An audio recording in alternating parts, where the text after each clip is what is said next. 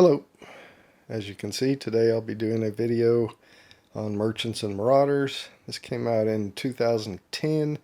I showed my first log play of this in 2011, so pretty close to when it came out. And the last time I had played it was about 5 years ago, and saw it sitting on my shelf and thought, I'll do how to set up and play on that. So I pulled it out, had to reread the rules to refamiliarize myself with that. But let's get started with setup. Alright, first thing is to put the game board in the middle of the play area within reach of all players. Alright, next thing you'll want to do is shuffle all your decks and put them near the board. You've got the cargo deck. You want to make sure you shuffle that really well. Glory deck, mission deck. Your ship deck you do not need to shuffle. Then you've also got your event decks. You want to shuffle that very well. And the rumor deck.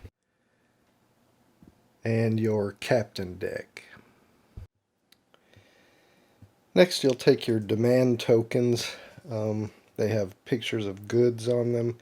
You'll put them in some kind of opaque container, or I'm going to use this bag. This bag didn't come with the game, I don't believe, but that's what I'm going to use. And so you'll draw in place one good or one demand token face up in each of the sea zones in one of these squares near the port. The only sea zone you won't place one in is the Caribbean sea zone, as it doesn't have a space for a demand token. So again, you'll just put one face up in each of the sea zones on the board, and I'll go ahead and get that done and come back. Alright, so now we've got a demand token in each of the sea zones. You should have 8 demand tokens left over once you've got one randomly placed in each of the sea zones, and you'll just leave that in whatever container that you are drawing from, or I guess you can just flip them upside down and put them on the side of the board. However you want to be able to draw them randomly, but you should have 8 left after you've got them placed on the board. You also have these ship modification tokens, which you'll do something similar, randomly select one. So however you want to do it, put them in a container and draw them, or flip them upside down, and then randomly place them face down, not face up, in the other space in each sea zone that does not contain a demand token. And there should be an exact amount. Once you've got all these placed, there won't be any left over of these ship modification tokens. So let me get the rest placed and I'll come back. Alright, so you'll see I've got a ship modification token placed face down in each sea zone, along with the demand token. And again, the only sea zone that will not have a demand token and a ship mod token is the Caribbean sea zone. Next, you'll take your merchant tokens. They have a nationality on one side and this icon on the other side. So you'll again draw them randomly from a container, or flip them all upside down and mix them up. And then you'll put one in each sea zone, including the Caribbean. So you should have one token in every sea zone. So let me get that done and I'll come back. Alright, so as you can see, I've got one merchant token face down in every sea zone. You shouldn't have any left over of those once you've got them all placed.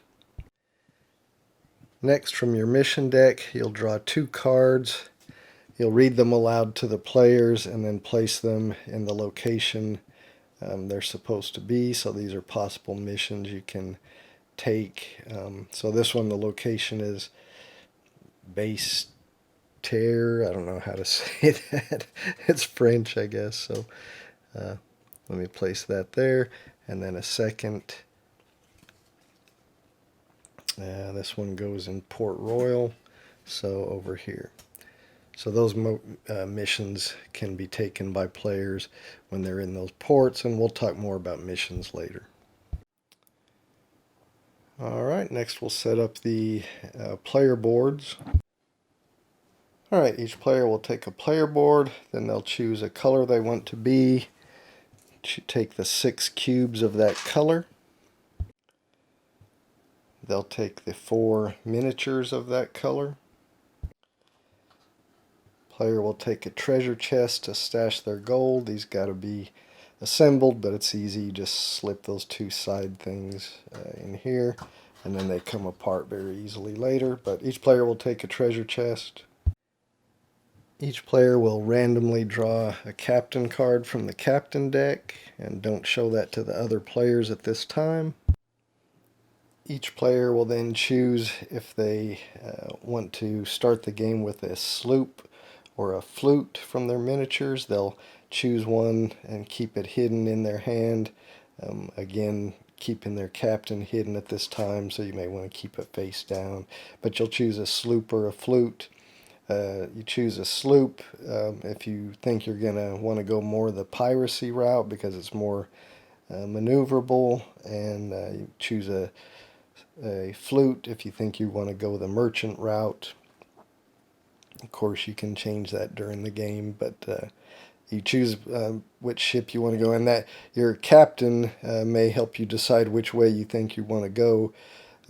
These are the captain's abilities. This is seamanship, scouting, leadership, and influence.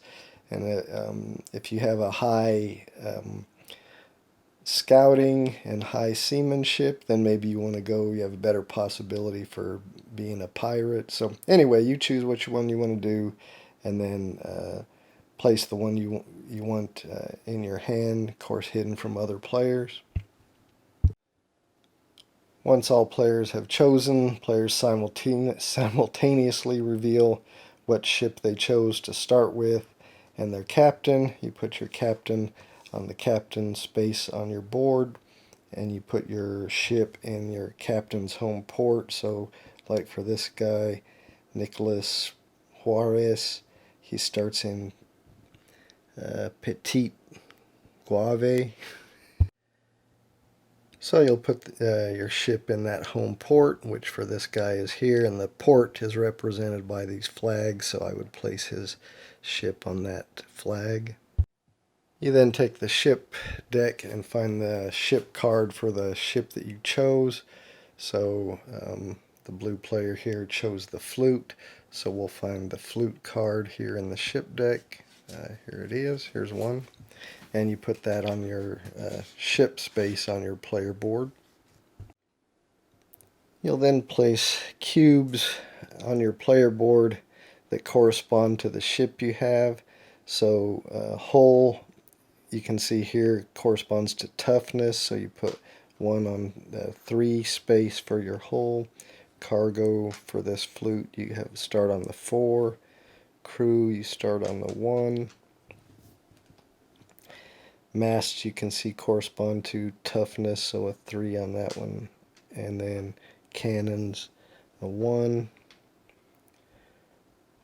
So again, 3 toughness, 4 on cargo, 1 on crew, 1 on cannons, and then masts is also toughness, so a 3 on that as well. Maneuverability is not marked here with your cubes. You then place your remaining cube on the 0 space of the glory track, and then you draw 1 glory card and keep that secret from the other players. We'll talk more about different glory cards later. You can only ever have 4 glory cards in your hand. Then each player starts with 10 gold, which you have to keep in this cargo and gold area.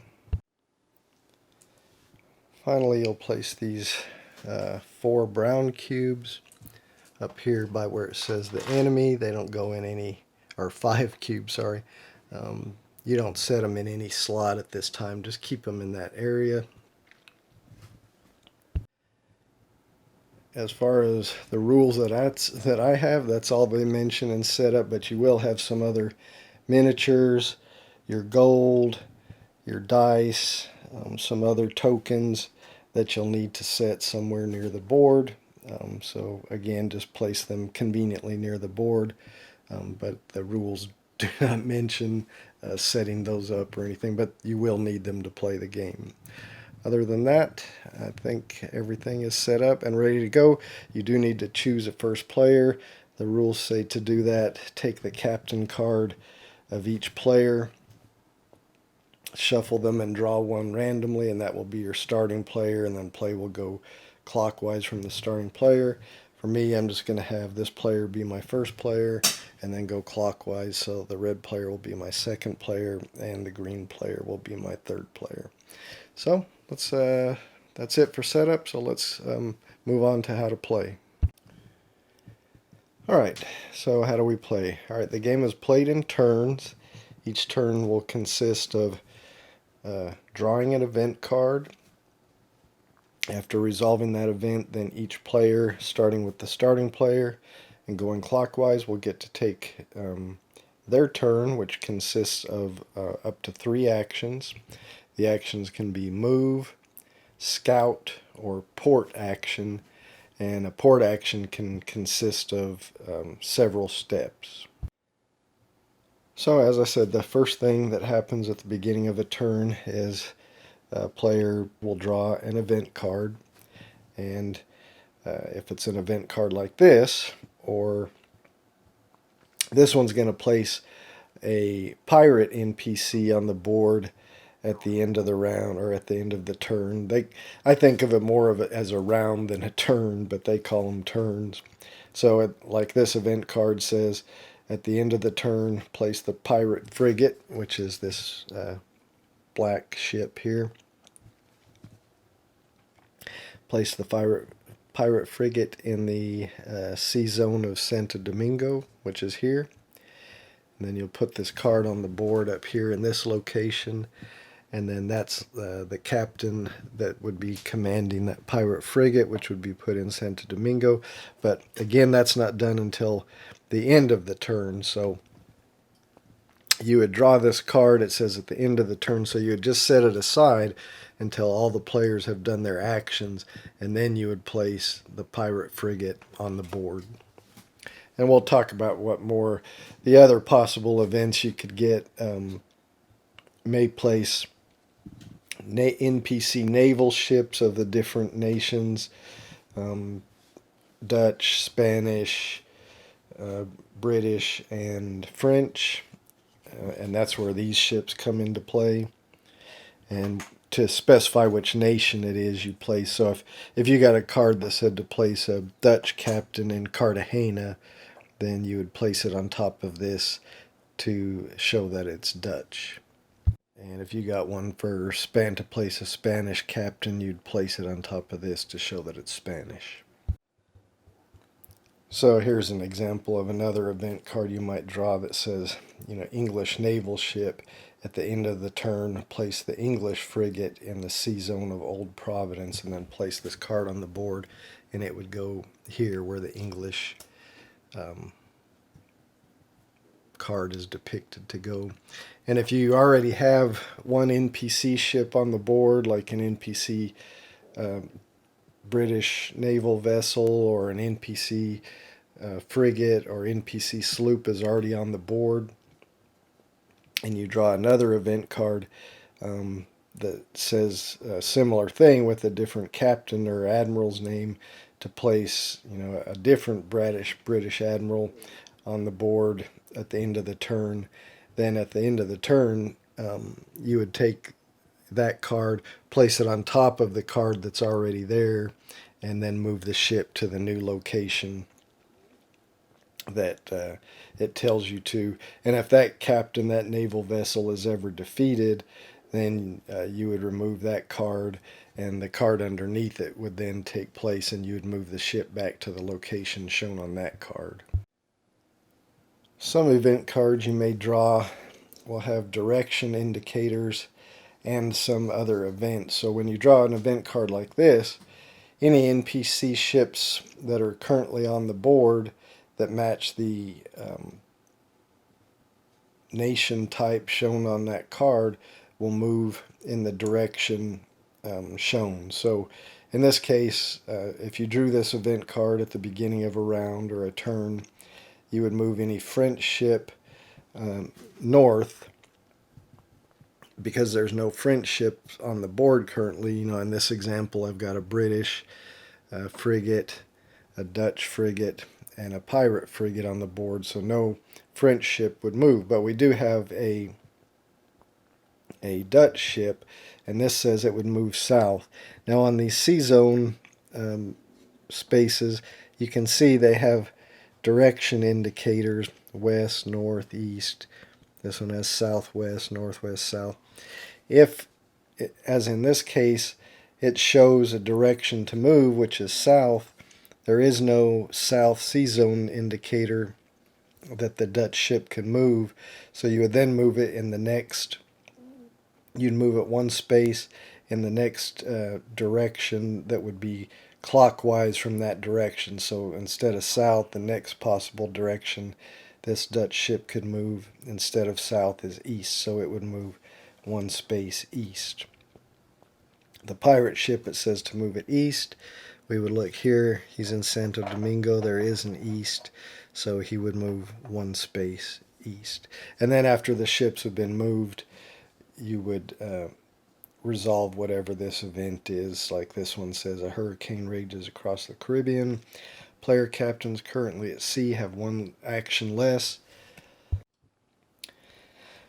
So instead of their normal 2 actions, they would only have, their normal 3 actions, they would only have 2. And then player captains who aren't in a port at the end of their turn take 5 random hits to their ship, -1 for every success made in a seamanship roll. We'll talk about more about what a seamanship roll is and what hits are to your ship here in a bit, but I just wanted to show some event cards will have an event like that, but they'll show NPC movement first, and you always do the NPC movement before you resolve the event on the card. And we'll talk a little bit more about NPC movement because there are some exceptions. You know, when you draw a card that's going to move NPCs that are on the board, they will normally move in these directions unless there is a player captain that matches one of their hunt priorities in the same sea zone or an adjacent sea zone to that NPC. So naval vessels will go after pirate players if they're in the same sea zone or an adjacent sea zone rather than moving in the direction shown on the card. And pirate NPCs will go after non-pirate players if they are in the same sea zone or an adjacent sea zone rather than just moving in the direction shown on the card. And again, we'll talk more about their hunt priorities later. But I just wanted to, since we were talking about event cards first and what possible different event cards might come out, I wanted to mention how NPCs can be placed on the board, and that's through event cards. Okay, so once again, at the beginning of a turn or a round, first thing you'll do is draw an event card. Next, starting in player order, starting with whoever your first player is, they can take up to 3 actions. And as I mentioned, the possible actions are to move, scout, or take a port action. So let's talk about moving first. That's easy. If you're in a port, it costs 1 move action to move out of a port into a sea zone. And then to move to an adjacent sea zone, that's another move. And if you wanted to move, say you were in this port of Petite Guave, and you wanted to move to Santo Domingo port, it would cost you 1 move and 1 action to move out of that port into that sea zone, 1 action to move into the adjacent sea zone, and then your third and final action to move into the port of Santo Domingo. So moving is one of the actions you can take, and moving from one sea zone to another costs 1 action. Moving into or out of a port costs an action. If maybe you started already in this sea zone and you use one action to move into the Santo Domingo sea zone and then one action to move into the Santo Domingo port, then you can take your third action could be to do a port action. So let's talk about port actions. When you take a port action, you can do several things. You can sell goods, buy goods, visit the shipyard, recruit crew, acquire a mission if you're in a port where there's a mission and you meet the requirements to acquire it. You can try to catch a rumor, in which case you'll get a rumor card. We'll talk more about that in detail in a bit. And if you're in your home port, you can also stash gold from your ship, from your player board, into your treasure chest. So let's talk about all those different possible things you can do on a port action. So the first thing, if you're going to sell goods, that has to be the very first thing you do in a port action. Any of the other actions, the buying goods, visiting the shipyard, recruiting, you can do those things in any order. But when you take a port action, if you're going to sell goods, that has to be your very first action. And even though that has to be your first action, when I'm talking about the port actions, I'm going to go ahead and talk about the buy goods first, because we have to see how we get goods before we know how to sell goods. So if you do a port action and you want to buy goods, the first thing you'll do is draw 6 cargo cards.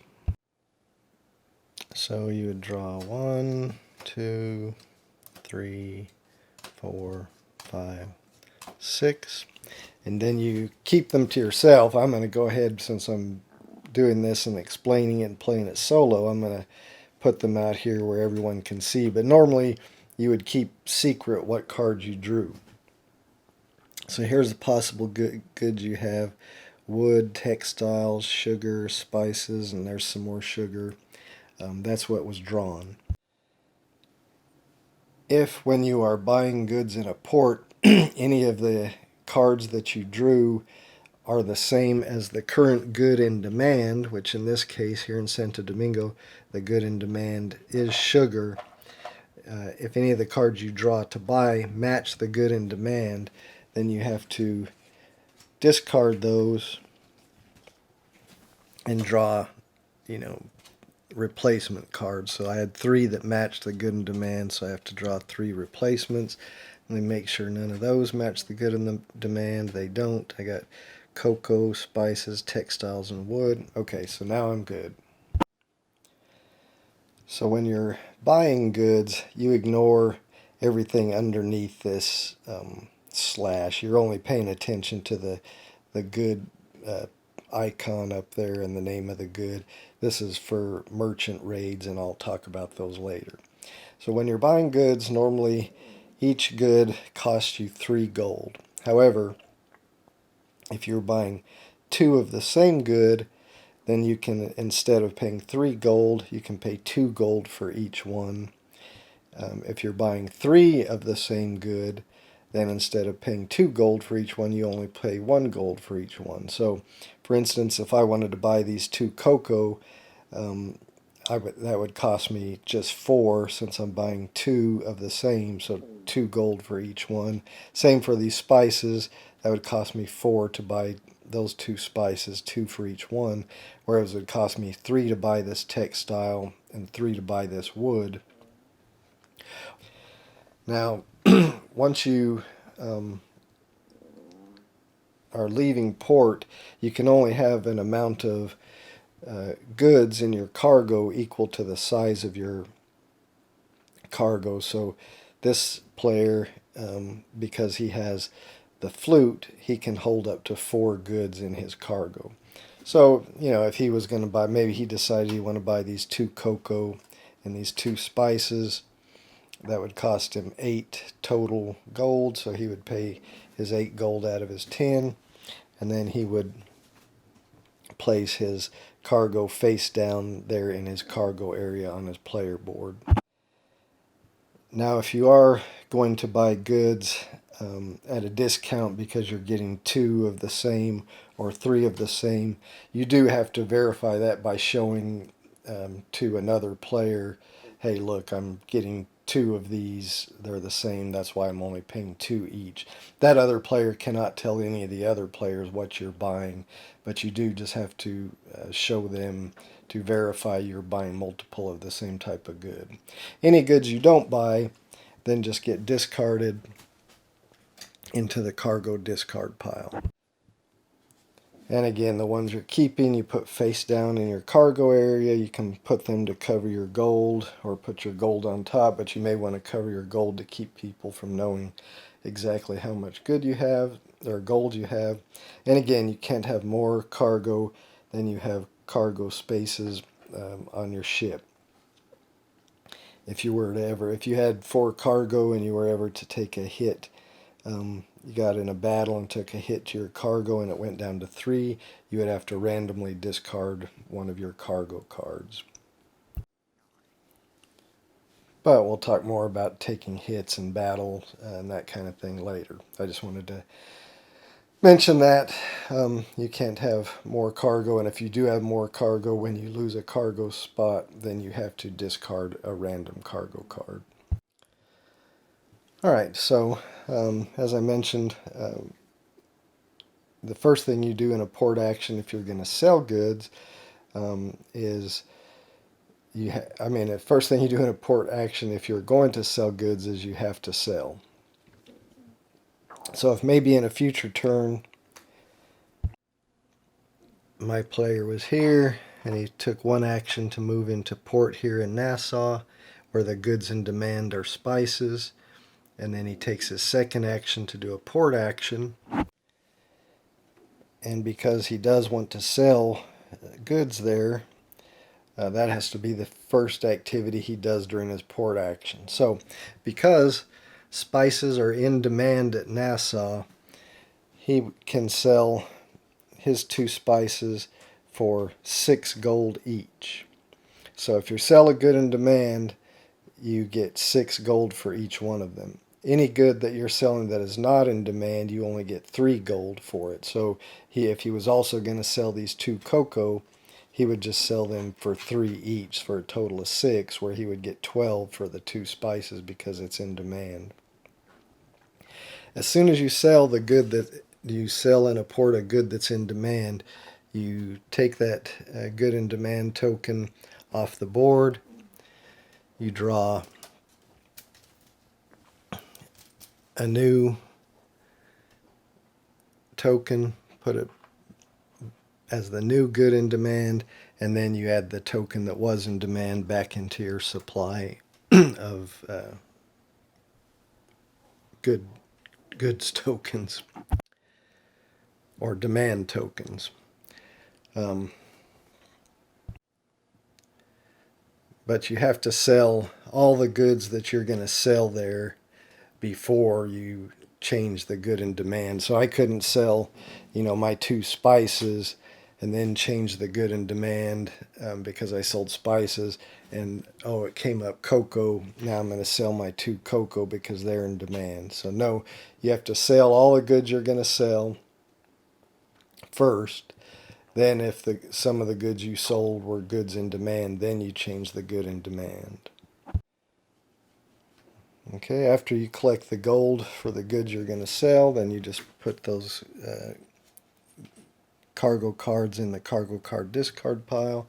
And then you can do any of the other port activities, like you could buy goods as I described, drawing 6 cards and buying. But if you draw the good in demand, you have to discard and draw again. I didn't mention this, but as soon as you take a port action in a port, if there is a ship modification token, you go ahead and flip it over and reveal what that is. Now, just to clear something up, when you're selling goods, you don't have to sell all your goods. Like I could have sold just those spices that I had and kept my my cocoa and then change the good in demand, but then I could not go ahead and sell those cocos until a future turn. I would have to wait till it's my turn again, and then take another port action, and then I could sell those cocos if they'd come up as the good in demand. You can only ever take, even though you can, take the move action several times up to your 3 possible actions.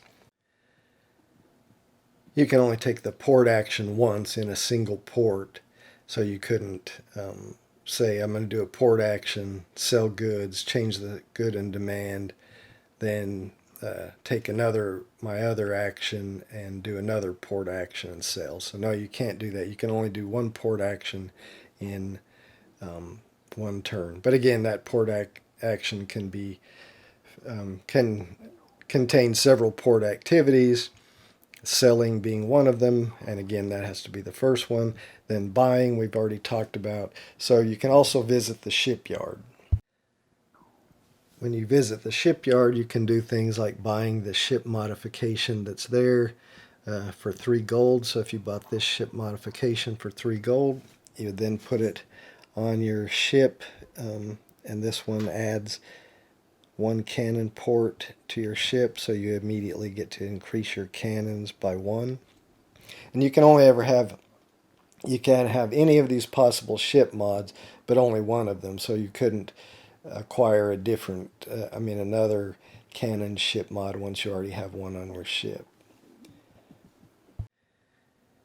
If you don't buy the ship mod, then it just stays there until another player or you come back and buy that on a future turn. But that is one of the possible things you can do when visiting the shipyard on a port action, is to buy the ship modification there.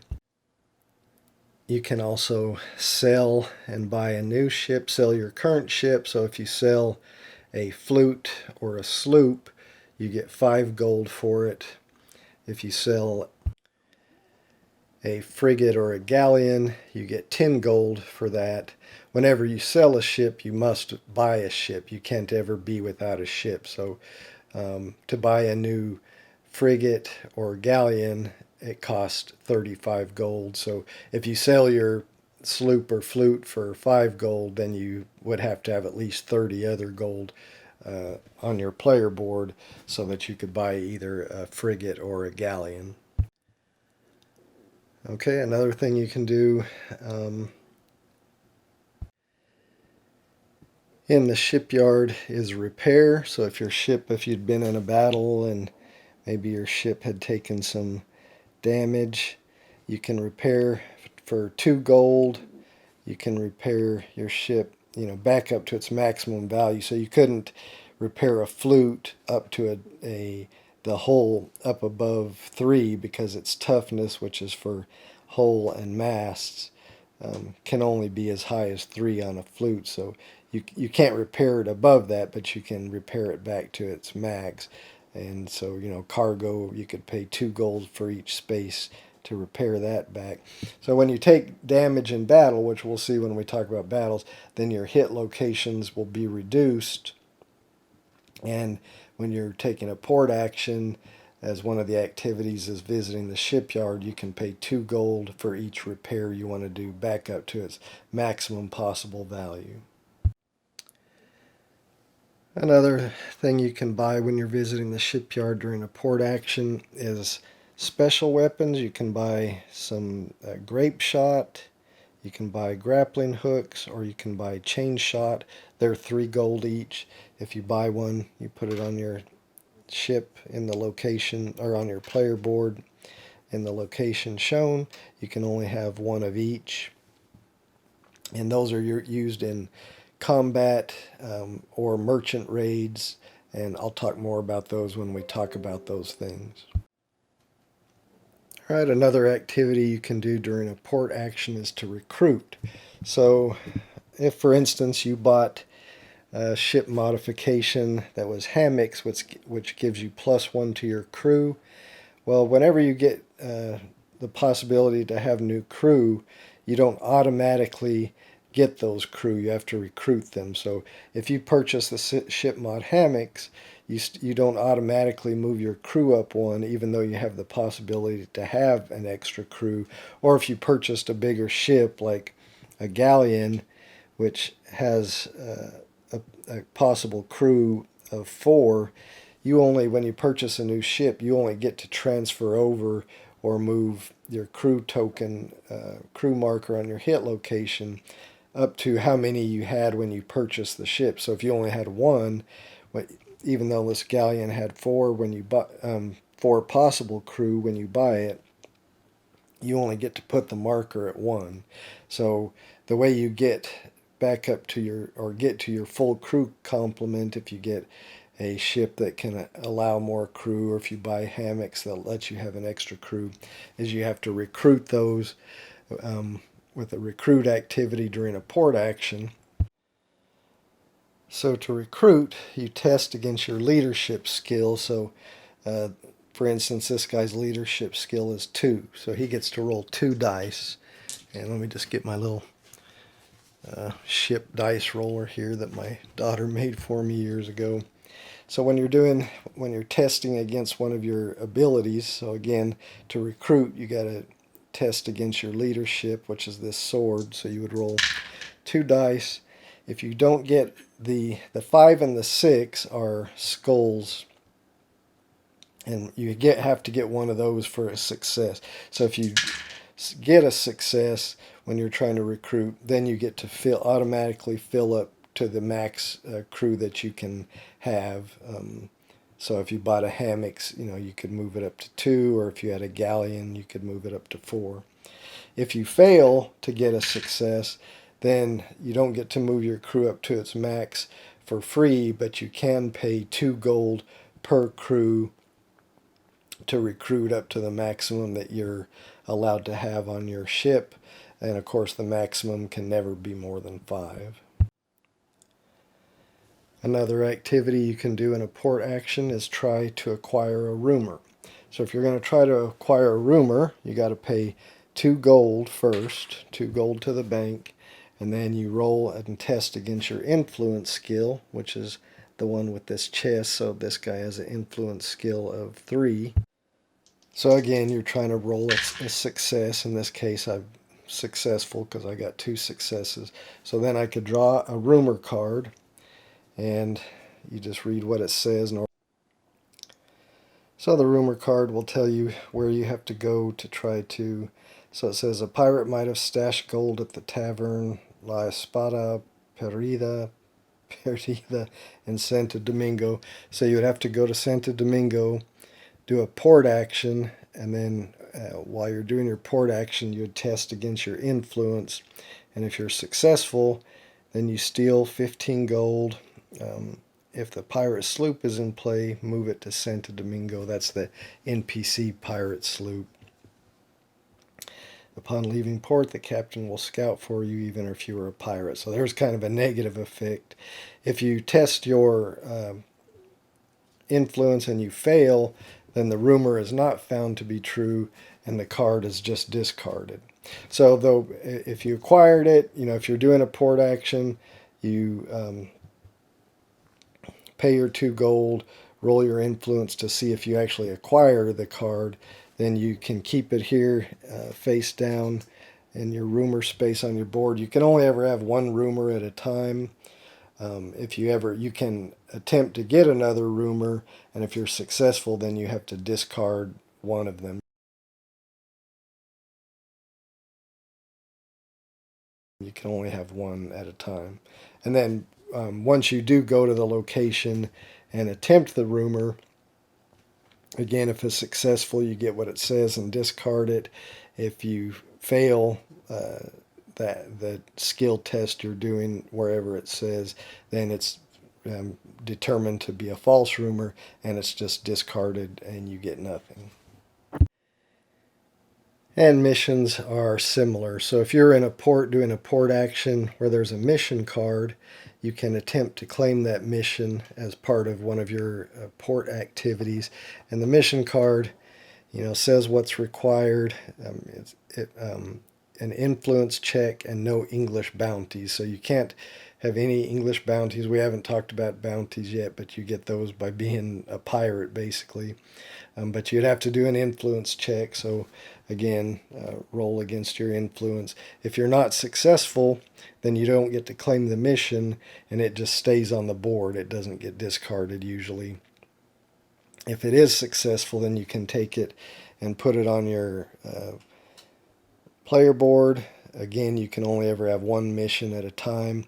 If you do claim the mission, then you immediately draw a new mission card and place it wherever it says it goes, so there's always 2 mission cards on the board. But then the mission tells you, what you need to do to complete it. You have to go transport Irwin Edwards, a high-profile prisoner, from Port Royal to Nassau. So you would just sail to Nassau for this mission, or free him just after leaving port and employ him as a specialist. And let's see what that is. He lets you discard a single card. We haven't talked about specialists yet, but we will shortly. Normally, like glory cards give you the opportunity to get specialists, but this mission card gives you an opportunity as well.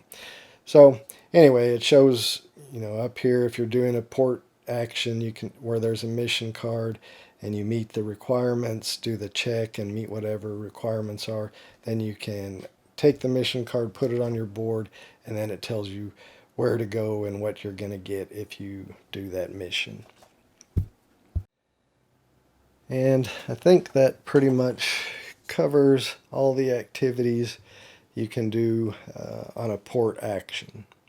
And again, you can do any of those that you want in any order except for the sell action, which you have to do first if you're going to sell. Alright, so we've talked about the move action and the port action and the activities you can do in the port action. The remaining action we haven't talked about is the scout action, which is how you'll actually get into combat. So if you were in a sea zone with a merchant token or with a captain ship of another player, or even an NPC ship, you can say that you're going to take a scout action on your turn, and then you must say what you're scouting for. So either, like if it was the blue player's turn and he's in this sea zone and there is a merchant token and an opposing player's ship in there, and he says he's going to take a scout action, he has to say which one he's scouting for, either the merchant or the opposing player. Now, if the opposing player is in a port, you can't scout for him or her. You can only scout for them if they're in the actual sea zone. So we'll say, for example, the blue player says he's going to scout for one of his actions for this merchant. So when you scout, you roll your scouting ability, which is the icon here too. So if this guy was scouting, he would get to roll 2 dice. It's that telescope. And if he gets a success, which he didn't, so he would not successfully find that ship. Now, if he still had a remaining action, he could take another scout action, but he could not scout for the same ship. You can't scout for the same ship on your same turn. He could instead decide he's going to scout for this player and roll again, and he still gets no successes, so he would have no more opportunities to scout for anybody on this turn. So obviously having a higher scouting ability, like maybe this guy who's got a scouting ability of 3, he would get to roll 3 dice.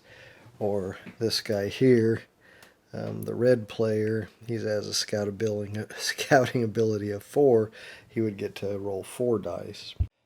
But we'll just say this guy that was scouting for this merchant, and he did roll a success. So then he found that merchant ship, and now he'll resolve a merchant raid. So if he scouted successfully for this, you'd flip the token over and you can see that it's got the nationality of Dutch, but it's in a Spanish, a sea zone adjacent to a Spanish port, so there's a Spanish flag in this sea zone.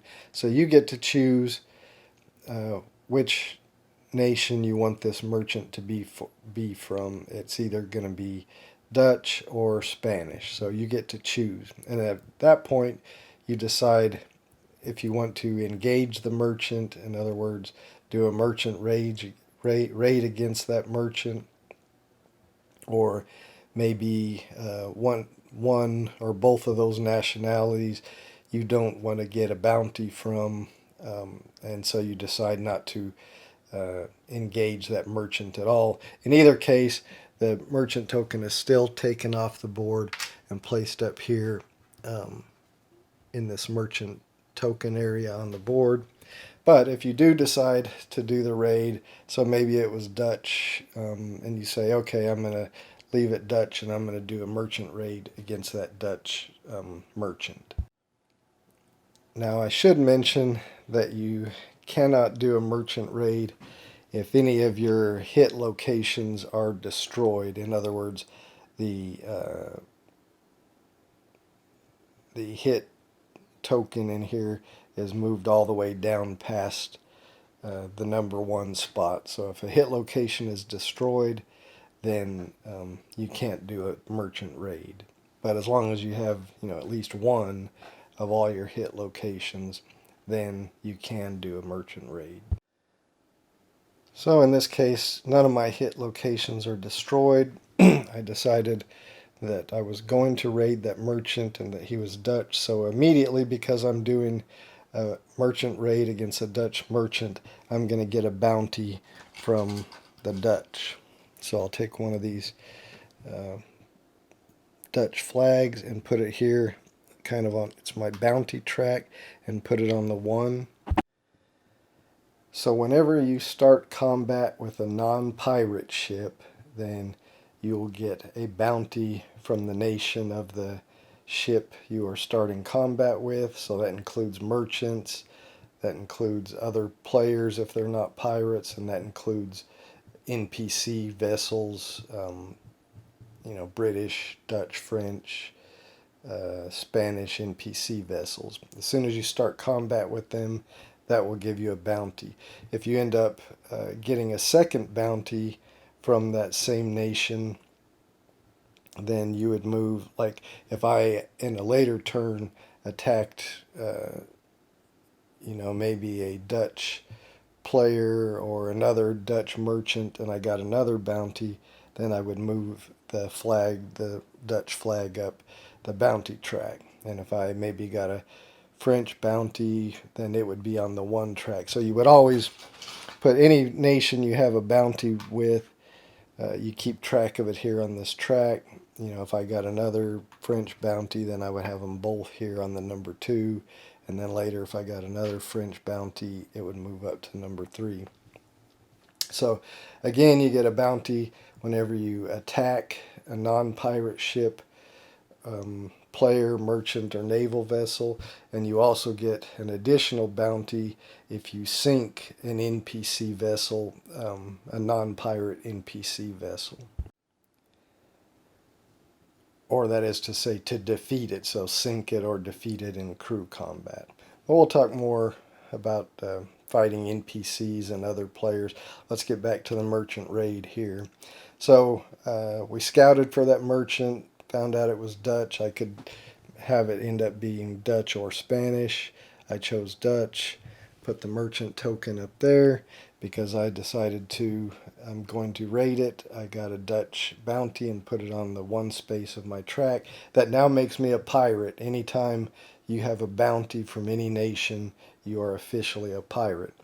But now we'll resolve the merchant raid. So the first thing you do when you're resolving a merchant raid is draw 3 cargo cards and turn them face up. You then roll your seamanship. So this player's seamanship is 3, so he gets to roll 3 dice and determine how many successes you have. For each success that you get when you roll your seamanship, you can either choose to draw an additional card for each success, or you can decide to discard one of these cards for each success that you got, or you can choose one card and exchange it, discard it, and draw another card in its place. That's called exchanging a card. So before determining what you want to do with those, we should kind of talk about what these icons are. So this icon is going to cause 1 hit to my hull, so I would have to move my hit location marker down 1 there for my hull. And each of these escape icons give a chance for the raid to be unsuccessful if the number of escape icons equals or exceeds your ship's maneuverability, which this ship has a maneuverability of only 2. So there are 2 escape icons. So if I leave things as they are, then I'm going to take a hit to my hull, and the merchant is going to escape, and the raid won't be successful. So I should probably, with my 1 success, either discard one of these cards or exchange one of these cards with the escape icon. So we'll just say for this example, I decide I'm going to exchange this card, so I discard it and draw a new one in its place. Oh no, it has an escape icon too. It was a 50-50 chance because half of the cards have an escape icon and half of the cards have a hit icon. So unfortunately in this case I would take a hit to my hull, and then the merchant would escape, so I would get no gold and no goods from the merchant. But let's just grab another card. Say I got this. Alright, so say I'd drawn this. So now I got that in my exchange. So now I take a hit to my hull. I take a hit to my cannons, which is going to destroy it. So I would still fail the merchant raid. If during the merchant raid any of your locations are destroyed, then the merchant raid fails, and so you still wouldn't get any gold or any goods from the merchant. So you can see it's probably not a good idea to be try to take piratey actions with a flute. Okay, so to show a successful raid, let's say I drew this crew card after I spent my 1 success to exchange a card. And so now this time I got 1 hit to my hull and 1 hit to my crew, so none of my locations are destroyed. He only has 1 escape icon, which is not equal to or greater than my maneuverability. So this time my raid is successful. So when the raid is successful, you add up the amount of gold you get on the card here. So I would get 9 gold to put into my cargo and gold hold here. And also you can then keep any of those goods that you have room for in your cargo if you want them. So here I don't have any cargo and I can hold up to 4, so I could keep all of those goods and gather them up and put them in my cargo if I can do this one-handed, and then I've got those goods. Now I did mention earlier that special weapons could be used in merchant raids, and the way that they're used in a merchant raid, when you roll your seamanship to see how many successes you get, that you can then use those successes to either discard a card, draw an additional card, or exchange a card. You can discard 1 or more special weapons that you have to convert dice rolls that were not a success into a success. So I could, discard both of these special weapons if I can pick them up and turn both of my failed rolls into successes. So then I would have had 3 successes that I could have spent to either draw additional cards or discard cards or exchange cards. But that pretty much covers merchant raids.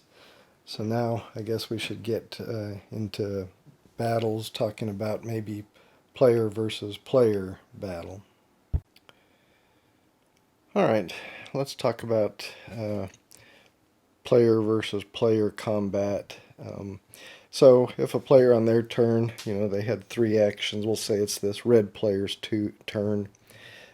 He takes 1 action to move here into Caracas, and for a second action he's going to take a scout action.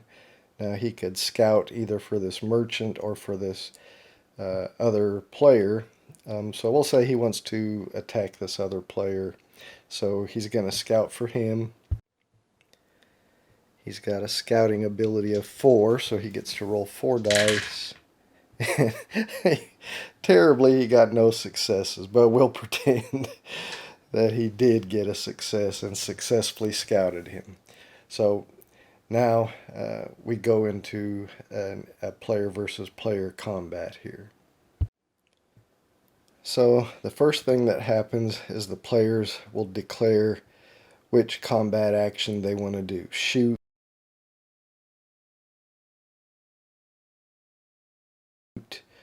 board, or flee. Now, the aggressor, the person that initiated the combat, declares first, followed by the other player. The first round of the combat, the only action you can do is shoot. So both players have to declare shoot on the first round. Starting in the second round of combat, the players can also choose to board or attempt to flee. Alright, so after the declaration, then the next thing we have is a seamanship contest where players will both roll their seamanship to see who gets the most successes. Whoever gets the most successes outmaneuvers the other one and gets to perform their action. Now, if there's a tie for most successes, then you add up the numbers on the dice that were non-successes, and whoever has the highest score there wins the tie. If nobody gets any successes, then that just ends the combat round, and you go to the second combat round. Now, when you're doing the seamanship roll, if one of the players has a maneuverability of 2 or higher, more than the other player, they get to roll an extra dice. So in this case, although they both have a seamanship of 2, Yuquan's sloop has a maneuverability of 4, while Dominique's flute only has a maneuverability of 2. So since Yuquan's is at least 2 more than Dominique's, he gets to roll an extra die. So he'll get to roll 3 dice on his seamanship roll. Alright, so here's Yuquan's roll. He gets to roll 3. He only got 1 success and a total of 7 if there's a tie.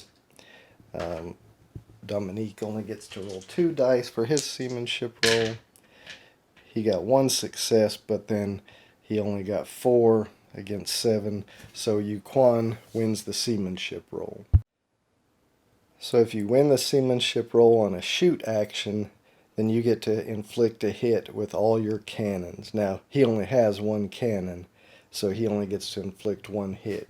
So to see where you hit, you roll a die, and if you roll a skull, then your target gets to determine where the hit is inflicted. So, he could choose, maybe since he's got the most of cargo, maybe he chooses cargo.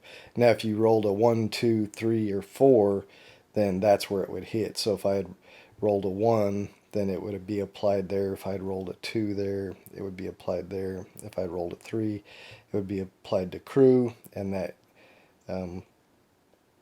crew section, since it only has 1, would be down to 0, so that would be destroyed. If I had rolled a 4, then it would be applied to cannons, and that section would be destroyed. And you would not be able to inflict any hits with cannons. If your cannons are destroyed, if your crew gets destroyed, you can't board. If one of your sections is destroyed and you take further hits to that section, then they are applied to the hull. If ever your hull section gets destroyed, then your ship is sunk and your captain dies. But we'll continue with our example. So that ends the first round of combat. Now, even though Yuquan won and got to inflict a hit with all his cannons, unfortunately he's got only one cannon. The loser of the seamanship contest still can inflict a hit with each success that he got up to the number of cannons that he has. So he did roll one success, so he also gets to inflict a hit. So he'll roll and see where he hits. He also got a skull, so the target of his hit gets to determine where he wants that to be applied. So maybe he applies that to his cargo also. Now remember, if you have cargo on board and you take a hit to your cargo location, you may have to discard cargo if you now have a lower amount of possible, if your cargo location is lower than the number of cargo that you have. So now we would go to the next round of combat. So this time again, the aggressor declares first his intention. So he says he's going to, maybe he can choose, this time he can choose to shoot, board, or flee. So maybe because he's got 2 crew and his opponent only has 1 crew, maybe he wants to try to board. So he chooses he's going to board, and we'll say this player says he's going to shoot. So you'd then have another seamanship contest. He would get to roll 3 dice. Again, he would only get to roll 2. If Yuquan won his seamanship contest, since he selected board, he would then get to board the enemy ship, and you would have a crew combat. But before you proceed to the crew combat, if this player, since he chose the shoot action, even though if we're saying in our example he lost, if he did have at least 1 success, he would get to do a hit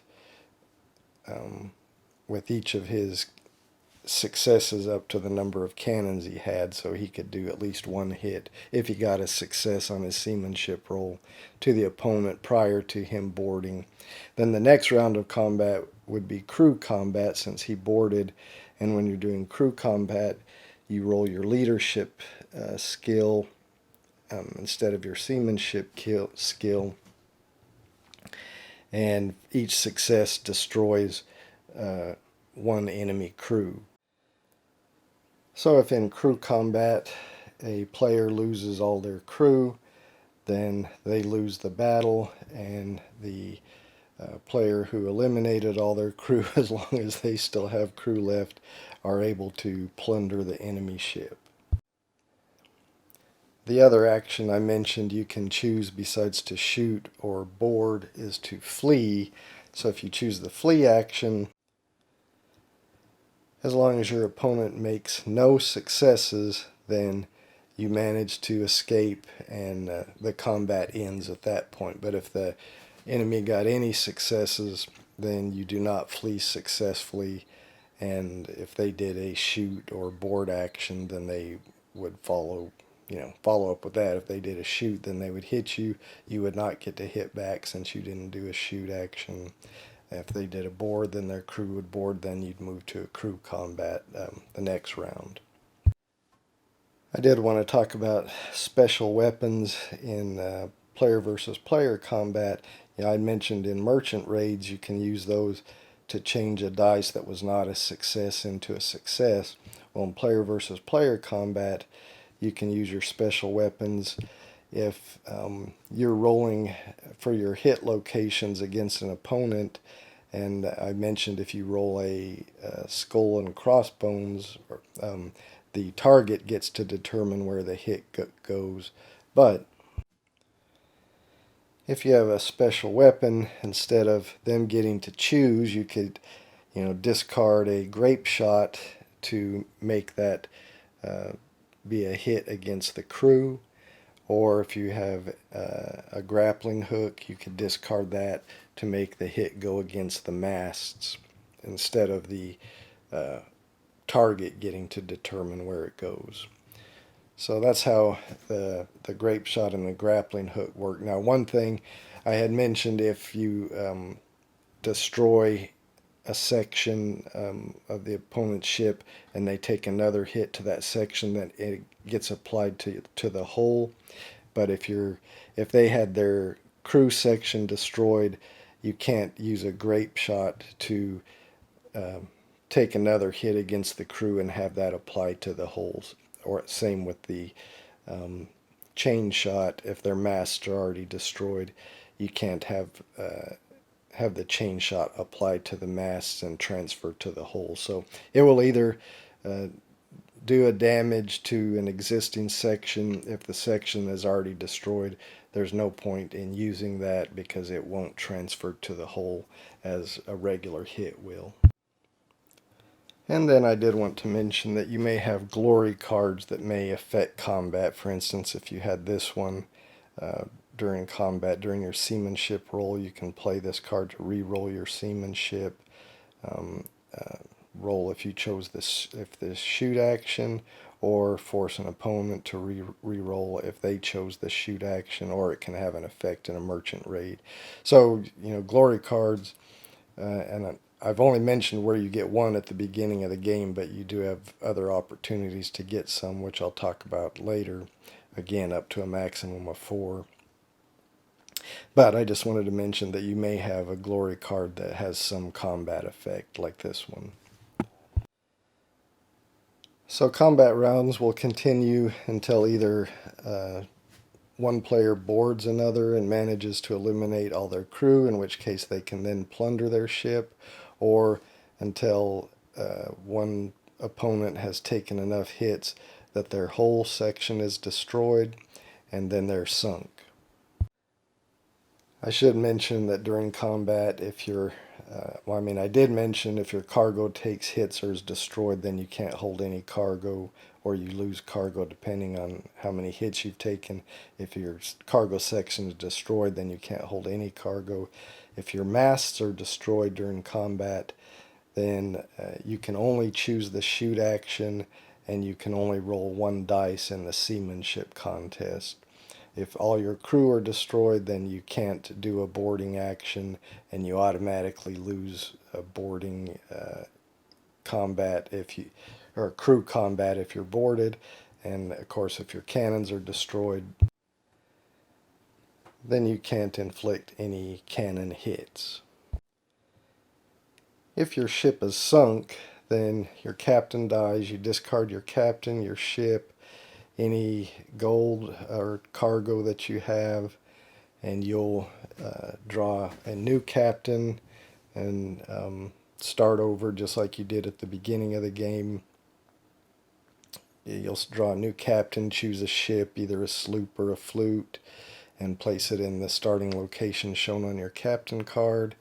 You lose all your bounties, any ship mods. You pretty much lose everything. You start over just like at the beginning of the game, except for you do get to keep any glory points you had and any gold you've already stashed in your stash.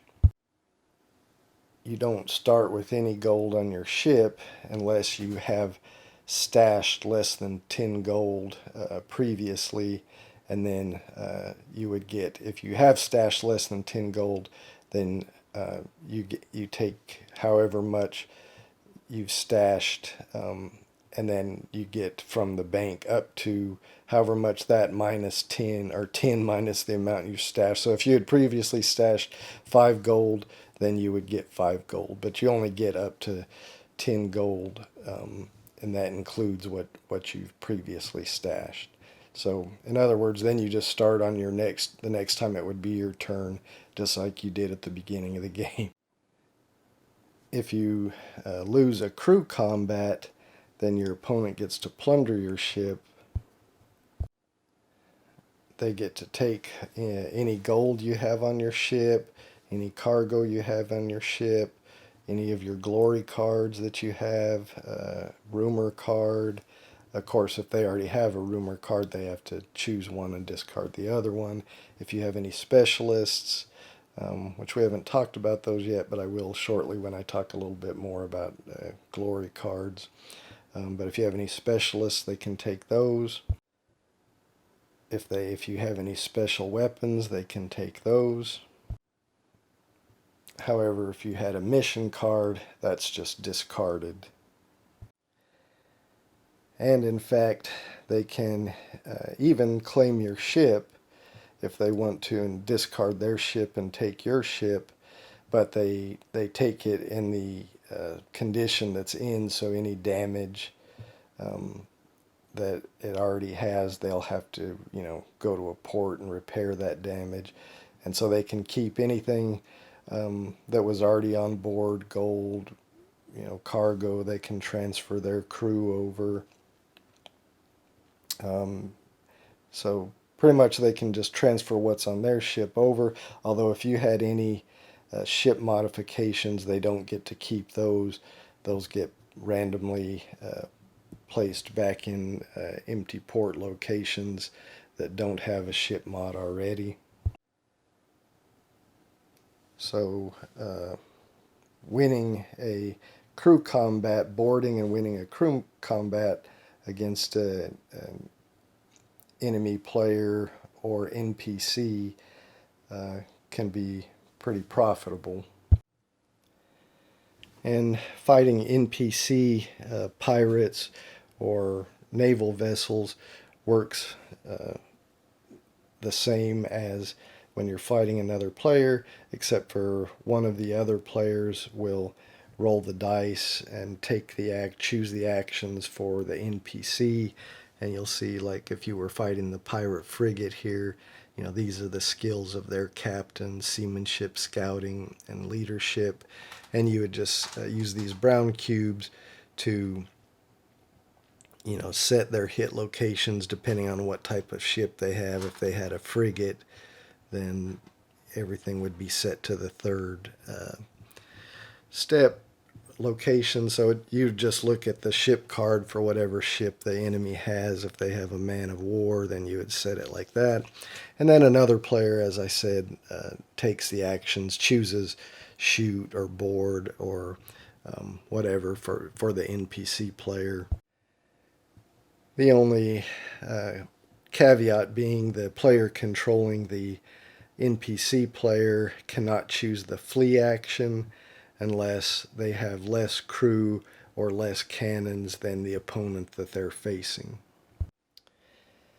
If you're fighting an NPC naval vessel and you board it and win a crew combat, to plunder an NPC naval vessel, you draw 3 cargo cards and get an amount of gold equal to the total shown on all 3 cargo cards. And then for each hit that NPC vessel took to its cargo locations in that combat, you have to discard one of the 3 cargo cards that you drew, but any left over from that, you get to keep that cargo as well. Again, this is if you board it and win a crew combat. And just like if you boarded and won a crew combat against a player captain, you can decide to keep that ship, whatever type of ship it is, and transfer your stuff over to that ship. Of course, you wouldn't use this miniature. You'd use your matching miniature of your player color. And just like fighting a player captain, if you sink it instead of board it, then you don't get to do any plundering. And if you fight an NPC pirate, and you can't plunder, even if you win a boarding action, there's no plunder. The NPC pirates don't keep any cargo or gold on board. But if you sink or win a crew combat against a pirate, NPC pirate, and you are not a pirate yourself, then you get 5 gold for defeating a NPC pirate sloop, which is this one. And you get 15 gold for defeating an NPC pirate frigate. When you defeated an NPC, then you remove their card. Again, if there's another card underneath it from a ship that had been placed previously, then you would then take that ship and put it in the location on the card shown. Alright, I think that pretty much covers combat. That may have been a little bit confusing. If so, just watch when I do sample turns. I'll do a full combat and we'll see how it works there. Alright, so now I wanted to talk a little bit more about bounties and the effects of bounties. I mentioned you get a bounty when you attack or start a combat against a non-pirate ship, either a merchant, an NPC vessel, or another player. And you get a bounty for the nation that ship is. So, we had an example where this guy has a Dutch bounty. When you have a bounty from a nation, you cannot enter ports of that nation. The only exception to that is you are always able to enter your home port. But, this guy here, he's got a Dutch bounty, so he would not be allowed to enter the port of Curacao or Saint Martin. I guess that's the only Dutch ports that I see. But any bounties you have from any nation, you can't enter their port unless, as I said, you can always enter your home port. Also, I mentioned if you have any bounty from any nation, you're considered a pirate. So NPC naval vessels will, as we talked about when we were talking about NPC movement, they will move towards you or stay in the location you're in instead of moving when an event card would move them. And then they will possibly attack you if you're higher on their hunt priority list. We'll talk about their hunt priorities here in a minute. But anyway, I just wanted to mention NPC vessels will attack you if possible if you're a pirate, if you have any bounties. Although NPC pirates will not attack player pirates. Although player pirates can attack them, but an NPC pirate ship will not hunt for a player pirate, although they will hunt for player non-pirates. And we'll talk about what their hunt priorities here in just a second. Another thing about bounties is that may cause other players to hunt you, because they can get, if another player if you have bounties and another player defeats you, they can claim a reward from one of the nations that has a bounty on you, up to 5 gold per bounty. So in this example, this player has 1 bounty from the Dutch and 3 bounties from the French. If a player if another player captain defeated this player, then they could either collect 5 gold from the Dutch or 15 gold from the French. So they would probably elect to take the 15 gold from the French. The only exception is you cannot collect a reward from a nation that has a bounty on you. So if this guy here, we'll just say if he had a French bounty and he defeated this guy, he could not collect the 15 gold reward from the French because he has a French bounty, but he could go ahead and collect the 5 gold reward from the Dutch since he does not have a Dutch bounty. So let's talk a little bit about how NPCs may initiate combat. If you have a bounty of any kind, you're a pirate of any kind, and you move into a sea zone with an NPC, then that NPC will immediately scout for you, and if they successfully scout, they will start a combat against you. And that's the same for the pirates. If you are not a pirate and you move into a sea zone with a pirate, they will immediately scout for you and if successful start a combat with you.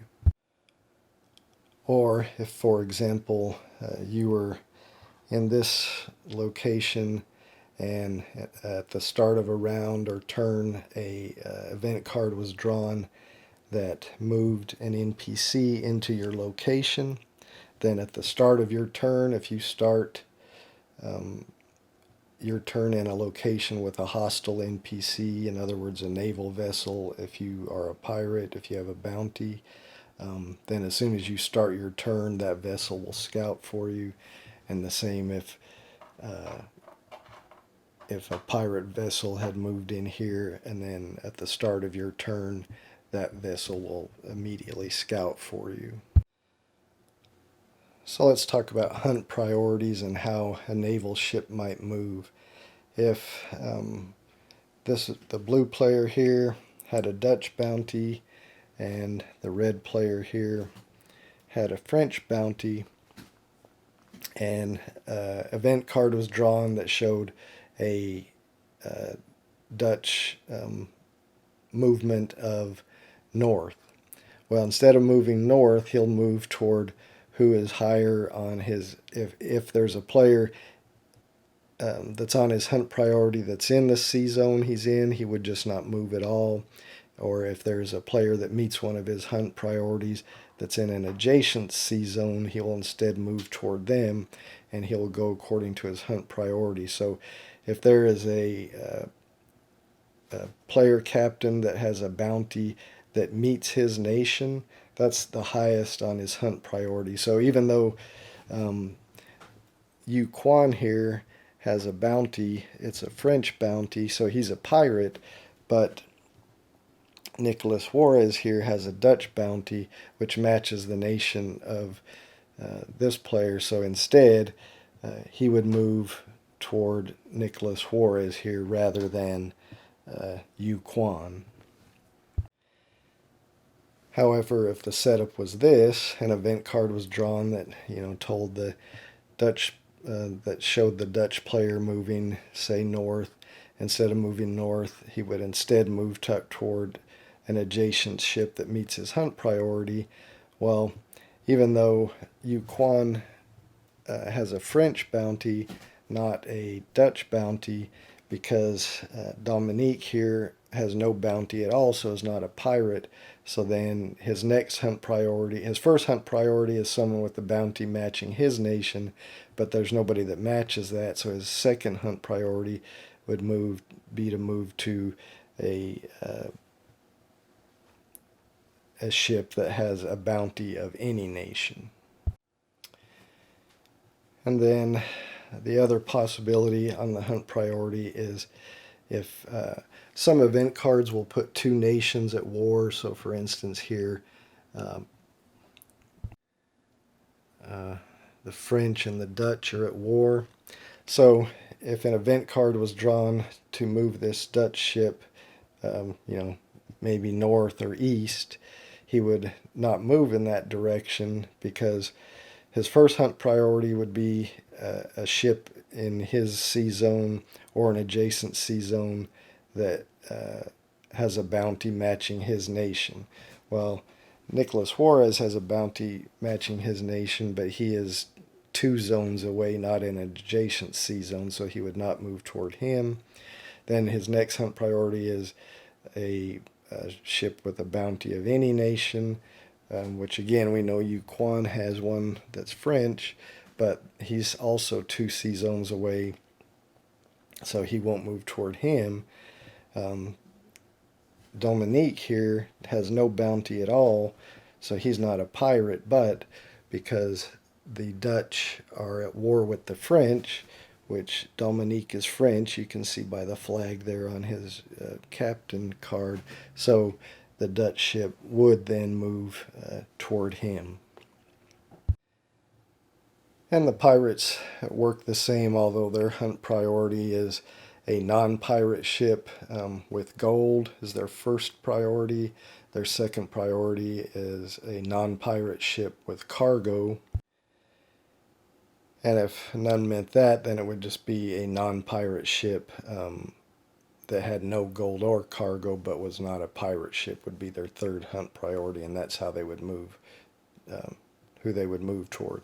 Again, the ships only move when an event card shows that a ship of that nation or pirate type would move, and then they would move toward a vessel that met their. They would either move in the direction shown in the card, or if there was somebody on their hunt priority that was in their same location or an adjacent location, they would move or stay to the one that meets their highest hunt priority. So hopefully that makes sense.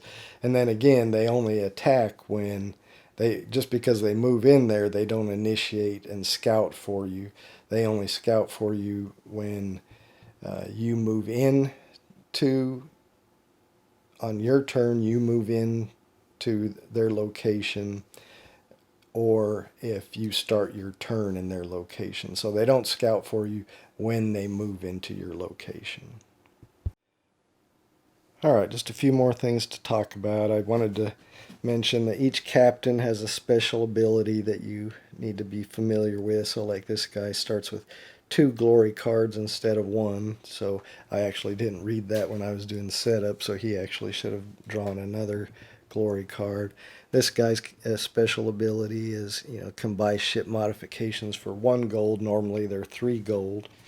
And this guy's special ability is draw 1 extra cargo card in French ports. And then plus 1 gold per sugar card sold. So when he's in French ports, instead of drawing 6 cargo cards when he's going to buy, he can draw 7. And he gets an extra gold when he's selling sugar per card sold.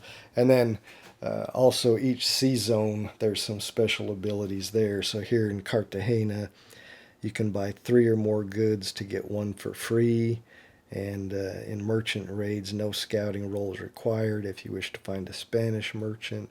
So each sea zone has a special rule associated with it. Like here, when buying goods, you may pay 1 gold 1 time to redraw all 6 cargo cards. So again, that's something. I'm not going to go through all of them, but I just wanted to mention that each sea zone does have some special ability in it. All right, so after going on and on explaining how to play the game, you're probably wondering how you win. So you win by getting 10 glory points. So the way you get glory points is if you defeat an enemy NPC or another player. Well, if you defeat any NPC ship, or if you defeat another player captain, you get 1 glory point. So you would move your glory point up the track, and you also draw a glory card. Anytime you get a glory point, you draw a glory card. Again, you can only have 4 glory cards, so if you draw a 5th one, then you have to discard 1. All right, another way to get a glory point is if you sell 3 or more cargo cards in a port where the good is in demand. So, for instance, if you came to San Juan and you had 3 sugars in your cargo and you sold 3 of those good in demand, 3 or more, then that gives you a glory point and a glory card. If you do a merchant raid, and we talked about that earlier, where you draw 3 cargo cards when you're doing a merchant raid, and then depending on how many successes you got on your seamanship roll, you may draw more or discard or whatever. We've talked about merchant raids. But anyway, if you have a successful merchant raid and plunder 12 or more gold, that gives you a glory point and again a glory card. If you successfully complete a mission, pick up a mission and complete it, that gives you a glory point and a glory card. If you get a rumor card and go to wherever it says and does and test, and you're successful and you find the rumor to be true, then that gives you a glory point and of course a glory card. And when the first time you buy a galleon or a frigate, that also gives you a glory point and a glory card. The other ways you can, or the other things that count toward glory points, is for every 10 gold you stash in your treasure. And remember, I said you can only stash gold in your treasure at your home port. For every 10 gold that you stash, that counts as 1 glory point, up to a total of 5 glory points that way. So you can't get more than 5 glory points from stash gold. The other glory points must come from those other methods I talked about. So as soon as a player has 10 glory points, they will announce it, because it may not be obvious since maybe they've only got 5 glory points on the board, but if they've got 50 gold in their stash, they can then say, okay, I've got 10 glory points. Every other player that hasn't yet taken their turn that round or that turn or gets to finish and get to take their actions that turn. And then if nobody else manages to get 10 glory points, then the winner is the player that got 10 glory points. If somebody else manages to get 10 glory points in that turn, then the player who had most of their points on the glory track is the winner. If there's a tie that way, then amongst those tied players, whoever had the most gold in their stash is the winner. And if there's still a tie there, then both players are declared the winner. So I think that pretty much covers everything. The one other thing I hadn't talked about yet was specialists. So some glory cards you get may be specialist, and they'll tell you someplace to go to hire that specialist. Like this one's a sailing master, so he's willing to join your crew. So you play this card during a port action in Petit Guave, or however you say that. And then you do a leadership roll. If you succeed at a leadership roll, then you can get the specialist, or if you fail, then you can pay 2 gold. Then you place this card face up in your specialist area there on your board, and then you can use his power or whatever it is. So this one happens to be, you may re-roll any number of your dice in a seamanship roll once during a battle, including merchant raids.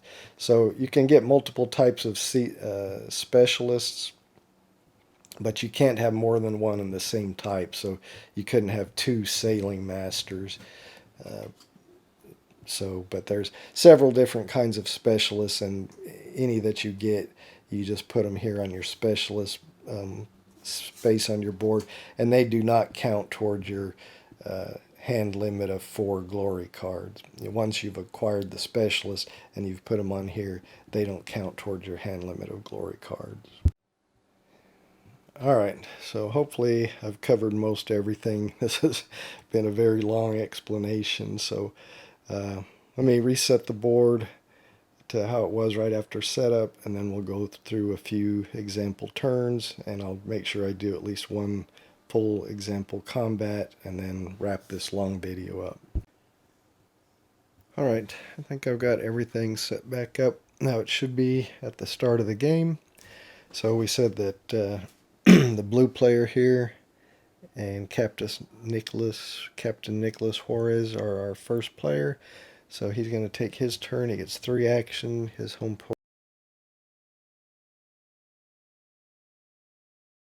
port is here, Petit Guave.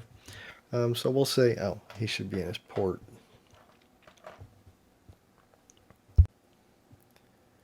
So we'll just say for his first action, he's going to take a port action, and he has nothing to sell, obviously. So the first thing he's going to do is buy goods, so he'll draw 6 cargo cards. And actually, because of his special power of drawing 1 extra cargo card in French ports, and he's in a French port, he'll actually get to draw 7 cargo cards. And then look at them. Again, he would normally look at these, secretly, so the other players can't see what they are.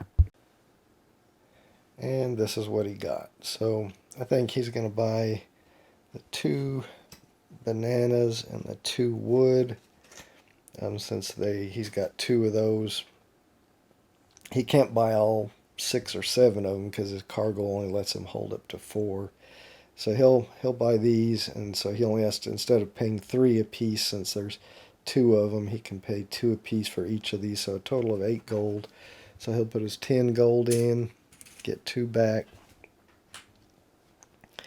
take those 4 cargo cards, put them in his cargo area, and then he's going to discard all these other cards to the cargo card discard area.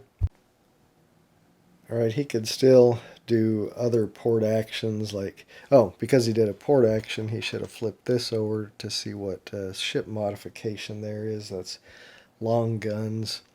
But he's only got 2 gold now, so he doesn't really have enough to purchase any ship modifications or anything. So I think that's all the activities he's going to do in his port action. So he still has 2 actions left. So he's going to move up here to Tortuga, and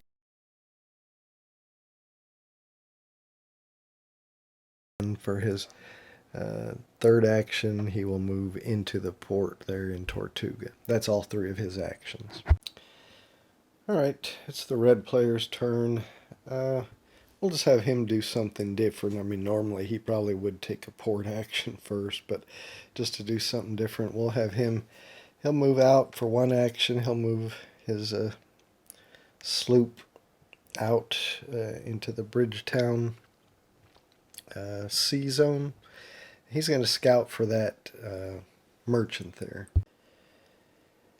He has a 4 scouting, so he'll get to roll 4 dice.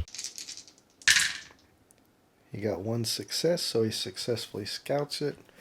So now we flip it over. We see that it's French, so he can decide if he wants it to be French or British. Since he's British, maybe he wants it to be French. And he could decide to just let it sail away and not attack it, but he is going to do a merchant raid on it, so we'll put that token up there. I don't think I mentioned this, but when you put the merchants up there, once that is full and you have 8 merchants up there, at the start of the next turn you'll randomly distribute those back into sea zones that don't have a merchant again. But anyway, he's doing a merchant raid, so he draws 3 cargo cards.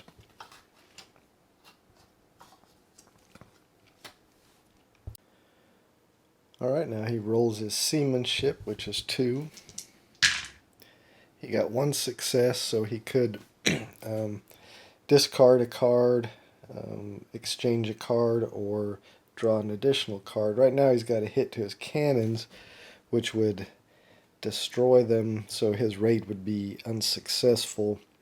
So I think he's going to exchange that card. So he'll exchange this one, draw a new one. Alright, so he takes a hit to his masts. He takes a hit to his cargo. None of the locations were destroyed. There's 1 escape, but he's got a maneuverability of 4, so the ship does not escape. So he has a successful raid. He'll get 8 gold. So let's see, 5, 6, 7, 8.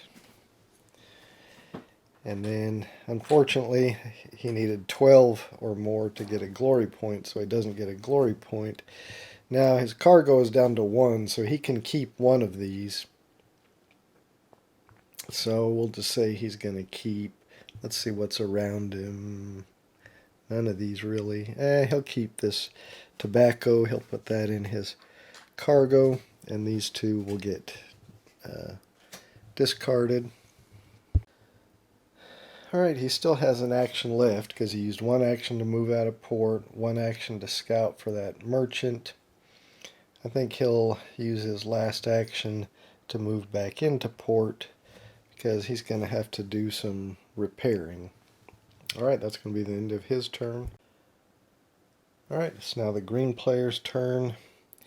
He is in this port with a mission, so he's going to take a port action. And he doesn't have anything to sell since it's his first turn. So his first action will be to buy. So he's going to draw 6 cargo cards. Alright, this is what he drew. He does see that rum is a good in demand. Oh, and he's doing a port action here, so he should flip this. Alright, he sees rum is in demand close by, there, and there, so he is going to buy these 2 rum. If I can grab them. And bananas are in demand close by also, and he happened to draw 2 bananas. So he's going to buy them as well. So that'll be, these he'll just discard. And that'll be a total of 8 gold that he's got to pay 2 apiece for each of those. So he'll put his 10 in there, get a 2 back, and then he'll keep these. Then, because he's also here where this mission is, he can acquire this mission. The only requirements are no fringe bounties, which he doesn't have any. And he has to be in Boss-Terre, which he is. So he can acquire this mission. It'll earn him 9 gold to complete it. Let's see, the Count de Châteauneuf is unimpressed by the flavors of his hometown of Boss-Terre. The Count will pay one time only 9 gold for every spice cargo bought in Curacao, sold to him during a port action. Show a fellow player each spice cargo you buy in Curacao to confirm their origin. After the sell is done, the mission is completed. Alright, so he's got to go to Curacao, buy spice, come back, and do a port action. And any spice he brings back, he can sell for 9 gold apiece. Alright, so he will take that mission, and of course if we complete it we get a glory point. And he doesn't really have any money to buy a ship modification or anything else, so I think that's the only port action he's going to do, or the only activities he's going to do in port. So now he's going to move. We know he wants to move toward Curacao, although he does have these good in demands. He probably should go sell his good in demand first, so he will come up here. Oh wait, move out of port for, that's his second action, and move to Saint Martin for his third action. And you know what? I forgot the very first thing we should have done at the beginning of the turn was draw an event card. So let me do that. I drew this Dutch naval ship. So now, because this ship should get put in at the end of the turn, which is now because all players have taken their turn. So let's see, place the Dutch frigate in the sea zone of Curacao. Alright, that's going to go there. I got to get a Dutch frigate and put it here. Okay, so that happens at the end of the turn, which happens to be now. So now it's the beginning of the next turn. So now we draw an event card. That's the first thing you do. Now this is going to put an English naval ship at the end of the turn. So at the end of the turn we'll put the English naval ship in Old Providence, but that happens at the end of the turn, not now. Alright, before we start the blue player's turn, I forgot that when Yu Quan attacked that French merchant, he should have gotten a French bounty, so I placed that. I did put the blue player here back out in the Tortugas sea zone because when he moved there he shouldn't. He shouldn't have been able to move from here to here. He should have moved here. Then he took a port action. Then his second action should have been there, and his third action should have been there. So now on this turn, his first action is going to be to move into port here. His second action will be to take a port action, and the first thing he has to do if he's going to sell in that port action is to sell, which he's going to. The goods in demand are wood, which he has 2 of those.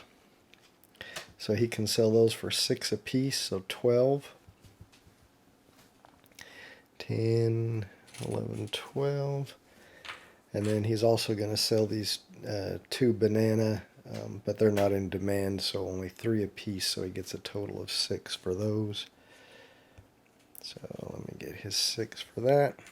Alright, so those are all sold. Now, because he did sell a good in demand, he's got to replace that, so take that off the board, replace the good in demand. Alright, and that's tobacco now, and then that wood goes back in my good in demand bag. Alright. Oh, also because he did a port action, we can reveal this ship mod. And I think he'll buy that. That ship mod is a hull. It cancels a hit to your hull, so when you take a hit to your hull, you can just flip that over, and then you can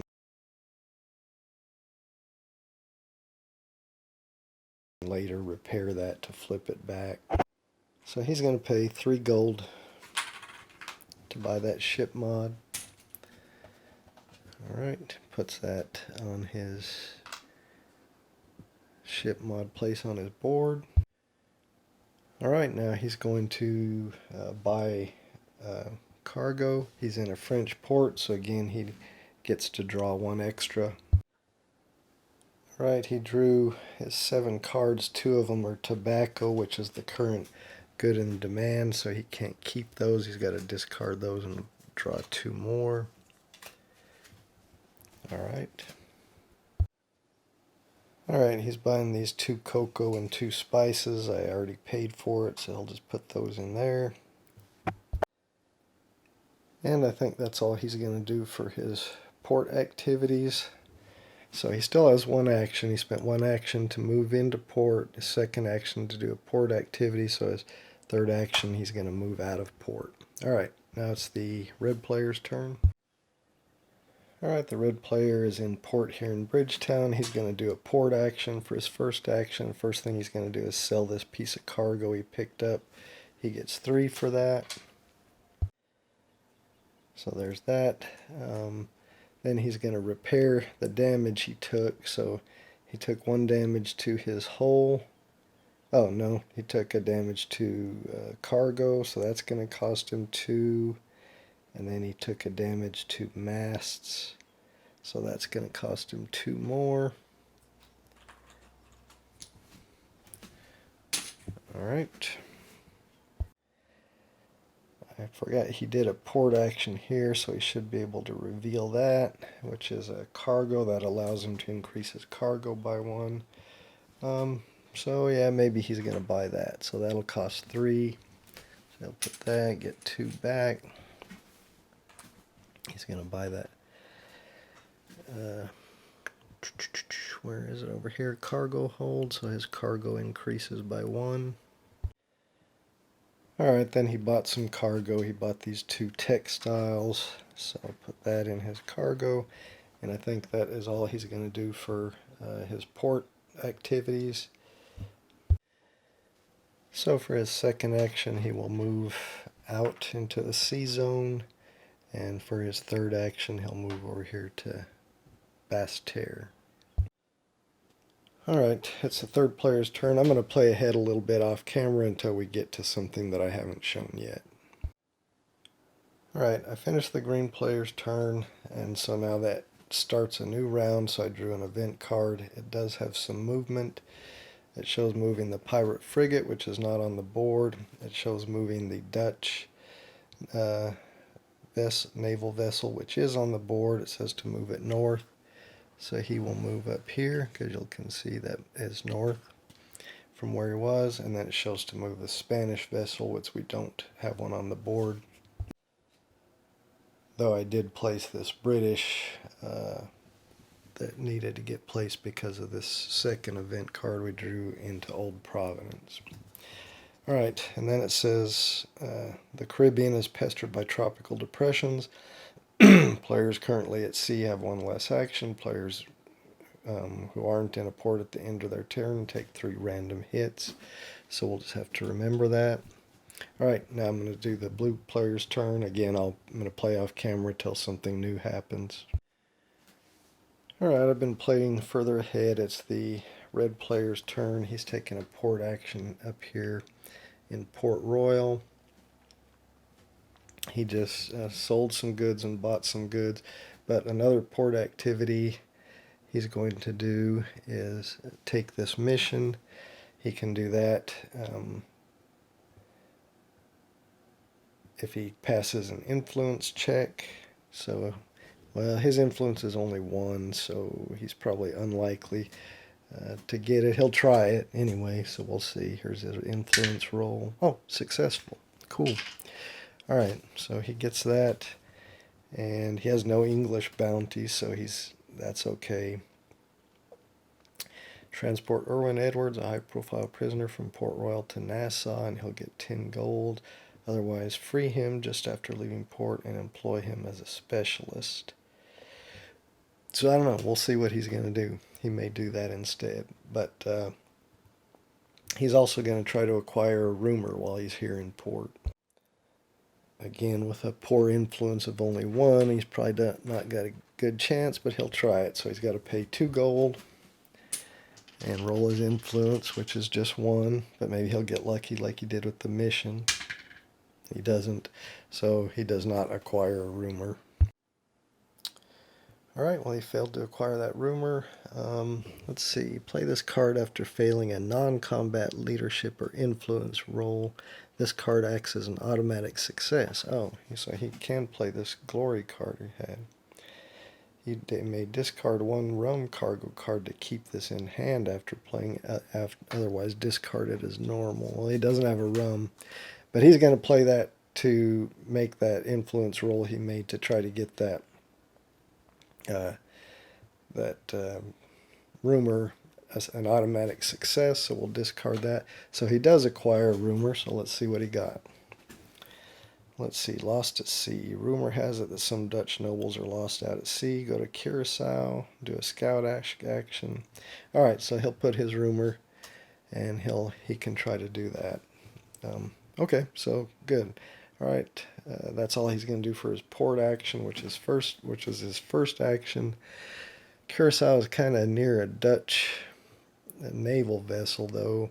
But he'll move to her. Alright, his second action will be to move there, and his third action will be to move here to Cartagena. Alright, again, I'm going to play ahead till I get to something we haven't seen. Alright, I've played ahead again. It's the red player's turn again. He's in port here in Curacao. He's got this rumor that if he's in the sea zone, he can scout to see if this rumor is true. So he's going to spend his first action to move out into the sea zone here. And then he's going to do a scout action. So he gets to roll 4.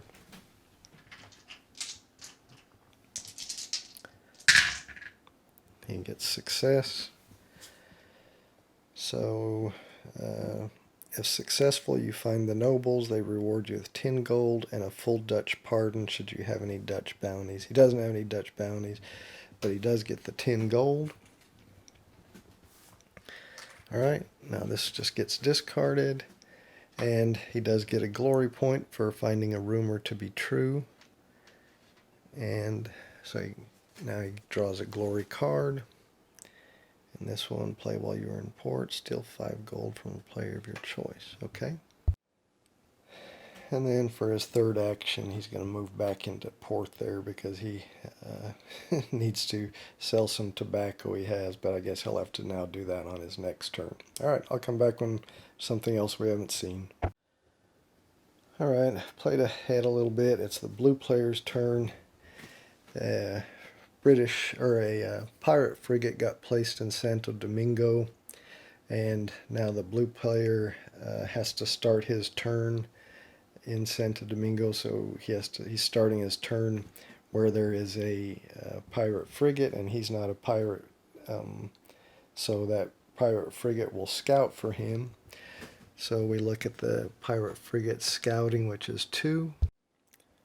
So a different player would roll to see if that pirate scouts him. So, oh, he does. He gets success. So now there'll be a battle between that pirate frigate and the blue player. So if you weren't playing solo, you would want another player. Maybe the player to your left would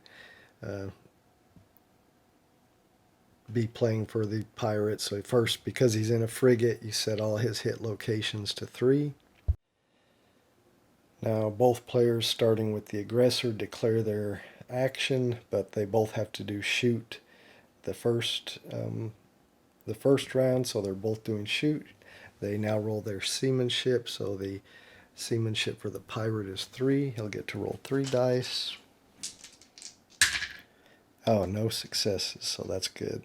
All right, so the blue player, his seamanship is also 3. Oh, no successes. So no captain wins. So we now proceed to the next round. So first, the player controlling the pirate decides what his action is going to be, and we'll say he declares he's going to shoot. And the blue player, since he's only got 1 cannon and 1 crew, he's going to try to flee. So he's going to hope that the pirate rolls no successes, so we'll see. Oh, he got a success. The other player got no successes, so the pirate wins, so he gets to inflict a hit with all his cannons. He has 3 cannons, so now he'll roll to see where those hit at. Alright, 2 of them hit at 2, which is my masts, or the blue player's mast, and 1 is a skull, so I get to determine where that goes. So I'll say cargo. I think I've only got 2. No, I've got 3 cargo, so I don't have to discard any because I'm still at 3. Alright, because I didn't do a shoot action and got no successes, I don't even get to hit him with my 1 cannon. So that's going to end that round. So now we go again. So pirate declares first. He probably declares he's going to shoot. I declare I'm going to flee again. So the pirate rolls. He got no successes, which is great as long as I get 1 success. Oh no, no successes. Alright, so nothing happens. We end that round of combat, go to another round of combat. Again, the pirate declares he's going to shoot. Blue player declares he's going to flee. Pirate got no successes, that's great. Blue player, he got 2 successes, so he successfully flees, so the combat ends. So that ended up being pretty lucky for the blue player. He was lucky the pirate was not rolling very well. Alright, so now the blue player gets to do his turn. You know, he started his turn there, and that's what caused the combat, but now he gets to move 1.